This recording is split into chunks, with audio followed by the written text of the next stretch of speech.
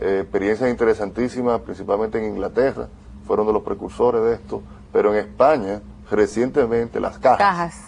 Que conocemos bien, de hecho algunas han incursionado aquí en el país, para enfrentar la crisis han tenido que primero consolidarse entre ellas y luego salir al mercado con una oferta pública de acciones. Porque fusiones entre iguales no hay problema, pero Correcto. ya pasar a otra naturaleza propietaria, ahí hay un enfoque. Ese es el proceso de literalmente de privatización. Sí. Porque ¿de quién es esa masa de recursos, ese fondo común? ¿A quién pertenece? Hay experiencias al respecto también, primero, desde los ahorrantes, en el prorata de la antigüedad que tienen y la participación que tienen de las captaciones de la entidad, hasta la gerencia, la junta directiva de las entidades y muchas veces... hasta los empleados. La empleomanía, por supuesto, en medida de su antigüedad también, y también entidades de la sociedad civil, muchas veces participan cuando se banquerizan o se privatizan estas entidades, los ayuntamientos, patronatos, entidades de orden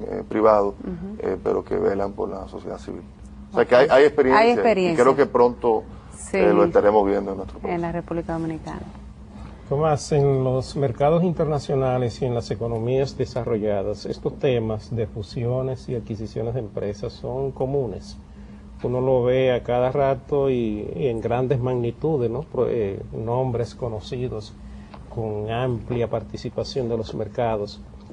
Normalmente se funden o se adquieren por otros en nombre del mismo renglón, y son estrategias que a veces se desarrollan.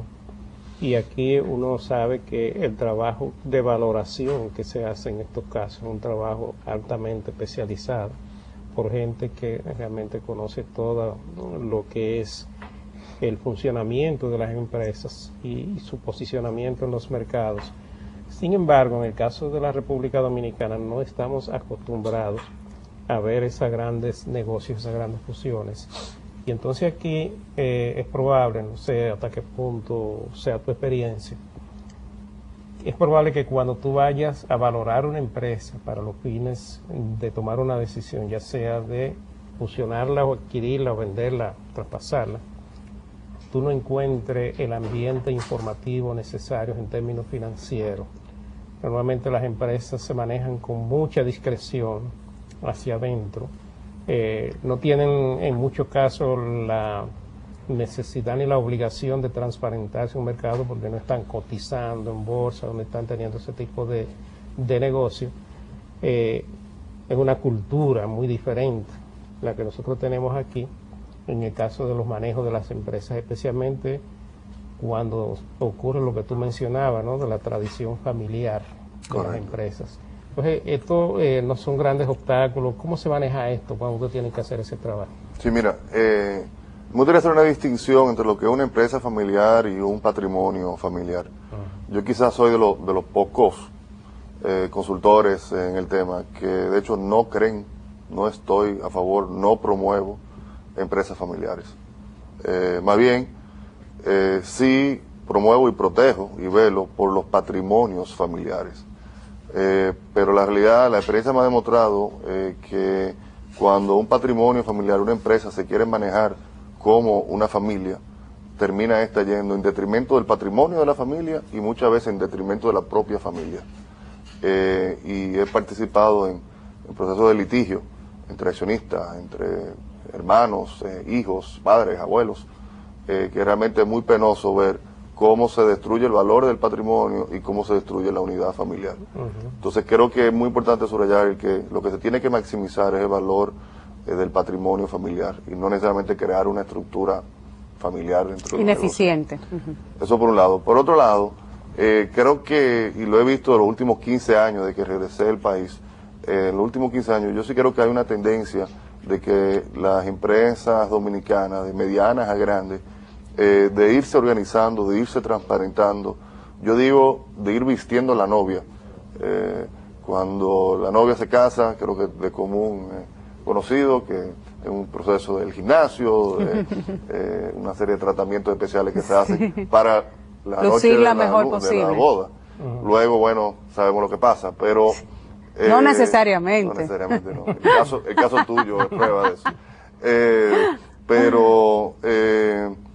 aplica con las empresas. O sea, hay muchas compañías que deben visualizar, si no inmediato, en el mediano o largo plazo, podrían considerar el querer hablar con una de estas grandes multinacionales de fuera. O sea, para yo hablar con una de esas multinacionales de fuera, tengo que entender cuál es el idioma de ellos, qué es lo que ellos buscan. Y por encima de todo, ellos buscan claridad de la información, transparencia.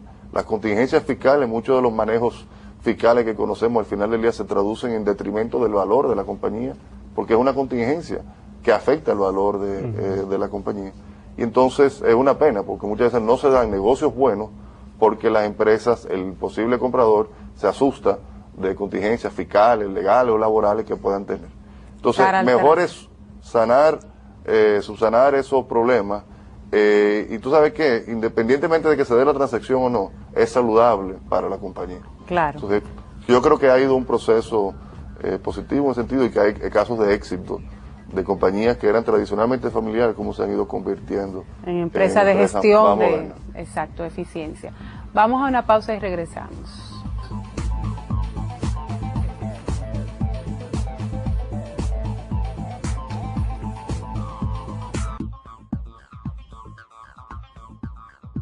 Amigos y amigas de Agenda Económica, estamos ya en el último segmento de este conversatorio súper interesante con el amigo Tomás Fernández, que nos da cátedra de todo este tema de valoración. Yo quiero preguntarte, Tomás, con el tema de las franquicias. Alguien me decía, no, pero en República Dominicana ya hay franquicias, Helados Bon, Adrian, aunque no estén institucionalizadas como tal. Va la valoración de lo que podría ser ese intangible en términos de dinamizarse y hasta exportarse. Correcto. ¿Ustedes también intervienen en lo que es ese proceso? Sí, como no. De hecho, hay una metodología de valoración específica para franquicias que se basa en las estimaciones de royalties que un Helados Bon, ya que mencionas el caso, podría cobrar a sus franquiciados. Y se proyecta esto en el futuro. Hay una metodología para eso. Especial para y yo te diría también que conozco de un caso sumamente interesante de una compañía que para todos los fines estaba quebrada. De hecho, había pasado por un proceso de cierre de sus operaciones y que sus adquirientes, hubo otro grupo que la compró y su franquicia, una franquicia internacional en este caso, sirvió de colateral como parte de la garantía que se utilizaron para el financiamiento de esa adquisición. O sea que mira cuán importante es el poder de una franquicia, de este intangible, que inclusive como garantía para financiamiento se puede utilizar. Y ahí juega mucho lo que estábamos hablando de las empresas familiares, porque cuando la franquicia tiene una característica de esta naturaleza, un nombre específico, hay el riesgo de que cuando ese nombre o esa persona o ese líder no esté ya, desaparezca, entonces baje la calidad o el valor, pierda la franquicia o se pierda el negocio, porque pudieran darse casos de litigios, de lucha de intereses entre los descendientes y el resto de la familia que quede, e incluso de terceras personas que llegan al núcleo familiar por la vía de los matrimonios, de las relaciones, de ese tipo de cosas, que a veces inculcan unas ideas e influyen sobre las personas que están más cercanas a las empresas para que se tomen decisiones que a la larga lo que hacen es que destruyen ese patrimonio familiar. Correcto. Entonces estos elementos son importantes cuando se trata de una franquicia. Ese nombre tiene que estar por encima de todo eso para que pueda mantener su nivel en el mercado. En parte el valor, eso que señala Luis, es concentración de riesgo en un único dueño. ¿Y qué es lo que tiene ese único dueño? El conocimiento de cómo la fórmula del producto o los procesos de la compañía. ¿Qué hacen las franquicias? Democratizan esos procedimientos y esos conocimientos para que puedan ser, los procesos. Lo estandarizan para que puedan ser franquiciables. Entonces, si estuviese en la mente solamente de una persona, ¿cuál es el valor? Es finito con relación a la vida de esa persona. Y es muy desafortunado ver compañías sumamente interesantes, con productos muy innovadores y tal, pero que no crearon la generación para relevarlos y para continuar innovando.